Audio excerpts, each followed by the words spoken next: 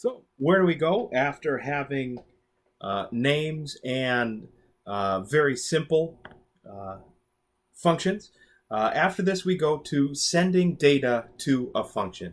What you're going to find is over the course of normal programmatic execution, you are either going to have uh, data that you are getting from a file, you're going to have data that you're going to read in from a user, you're going to have data that you are going to compile via some sort of mathematical need, and then you're going to have to take that data and pass it along to somewhere else. So, if I'm getting from a user, if you think back to chapter 3 and 4, where we were putting together loan rates in a simple program. So you were getting from your user the principal, the amount of the loan. You are getting from your user the years of the loan, and you are getting from your user the interest rate for the loan. So now I've got these three pieces of data, and rather than do something in line right there in main, which yes, I will fully admit that is exactly how you did it in chapters 3 and 4. But what I'll tell you is for modular program design, now what we want to do is take those data members and we want to pass those to a function, a highly specific single purpose function that does one thing and one thing only. And that would be a function called calculate monthly payment. How is it that I send those three data points, the principal, the rate, and the time, to my calculate monthly payment function? We can kind of see how that would look and work. Essentially on page 311, it's 6.4, sending data to a function. So before we can actually send data over there are two things we have to have in consideration here. There is the calling aspect and the called aspect. The called function, so in this case it's calculate monthly payment, has to be written in a way that it will accept data being passed to it. What essentially that means, and we can see that in that little program stub right there, kind of at the just over the halfway mark on page 311. We have void display value, and inside of the parentheses there it says int number, NUM number. What that essentially means is we are creating display value as a function, and that function is going to receive data when it's called upon. That data that it's going to receive is going to have a type, and that's going to be an integer type. That value that we're going to be passed is going to have a name, and we are going to use the name number for that. So then you can see inside of the function there for display value, the value is, and then we have num being referenced there. What essentially this whole program does is receive a value called num, and it outputs that value, which it refers to locally as num. Now, we'll talk about local and global variables later on down the line, but essentially it refers to whichever one by whatever name it is that you give it.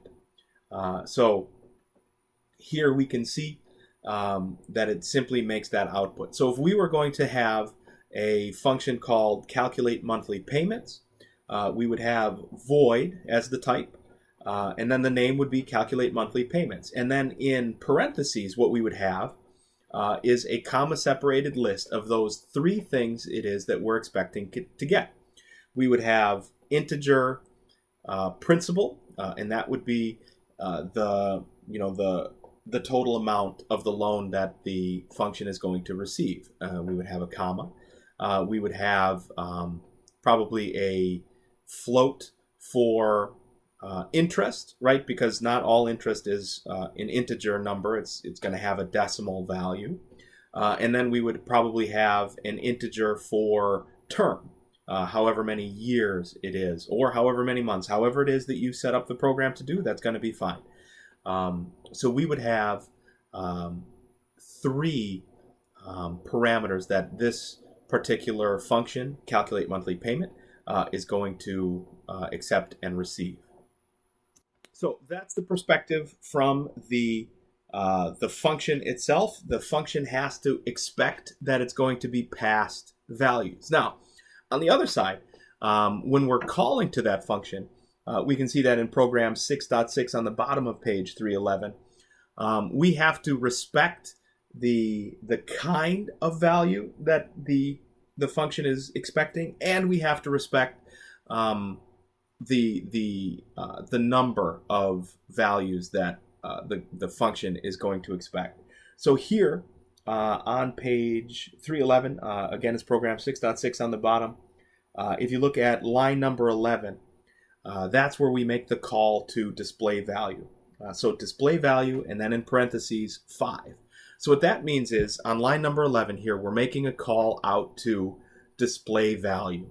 And in that call, we're actually going to pass display value in this case, it's an integer value, but we're passing it a number. And that number just so happens to be 5. So this way, essentially by the time line 11 is done, we will have passed to it a value. So now if you flip over to page 312 and look at the program output, you can see that essentially the output is saying I'm passing 5 to display value. Line number 2 is actually the output from the function display value. So essentially that's spitting out number that it was passed previously. And now it's back in main. So after a function is done calling, what's known as flow of control. So line 11 essentially on page 311 will pass in this case, the number 5 down to the next page, 312, line 21. Line 21 is going to take that in. That number that display value has been passed is going to be called num now. So internally, inside of the function display value, we are going to see num is actually the number 5 now. When line number 2 in the program output is done displaying, the flow of control is actually going to go back to the previous page. This is going to be line number 12 in program 6.6. So this is kind of how a program works. A line is going to be encountered that's going to send work to a function. That function is going to do its job, and it's going to send the flow of control back to the line immediately following its function call in main. Main is going to continue and call one function after another potentially. You can essentially put all of these functions inside of loops, or you can put these inside of decision structures. So if followed by loops. And this is how entire programs are structured. Really, if you think about something as big as Windows, Windows could not possibly operate if it was just everything kind of vomited into 2 billion lines of code that just also happened to be main. They're tiny little single-purpose functions.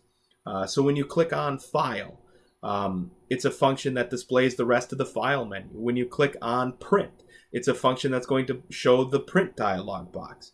When you click on Cancel, it's a function that's going to close that particular dialog box. So using this idea of modular design, using this idea of sending data from one function to another function to another function. And actually, I'm going to be happy to let you guys kind of type along with these programs as you see them here in the text. If you type along with 6.3, 6.5, 6.6, 6.7, 6.8, these all do a really good job of showing you creating functions, making function calls, making functions that receive data, and seeing kind of how that flow of control goes from main to a function, back to main, out to a function, and then back to main again. It seems like it would be complicated, but honestly, by the time you're done typing your way through even just those 4 programs from here in the text, it really comes together in very, very short order.